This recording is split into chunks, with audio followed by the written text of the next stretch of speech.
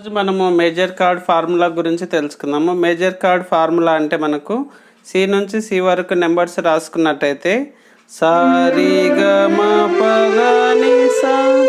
ఇక సి నుంచి సి వరకు మనం లెటర్స్ రాసుకున్నట్టయితే 1 3 5 ఈ కీస్ను ప్లే చేస్తే మేజర్ కార్డ్ అంటారనమాట. ఈ విధంగా మనము ఏ స్కేల్ తీసుకున్నా ఇప్పుడు జీ నుంచి జీ వరకు తీసుకున్నట్టయితే 1 3 5 వచ్చేసి ఈ విధంగా వస్తుంది జీ మేజర్ కార్డ్. ఆ విధంగా మనకు మేజర్ కార్డ్ ఫార్ములా వచ్చేసి ఆ కీస్ నోట్స్ని రాసుకొని 8 కీస్ని 1 2 3 4 8 వరకు నెంబర్స్ ఇచ్చుకున్నట్టయితే 1 3 5 3 కీస్ని పట్టుకొని మనం ప్లే చేసినట్టయితే కార్డు నెంబర్ ప్లే చేస్తామన్నమాట.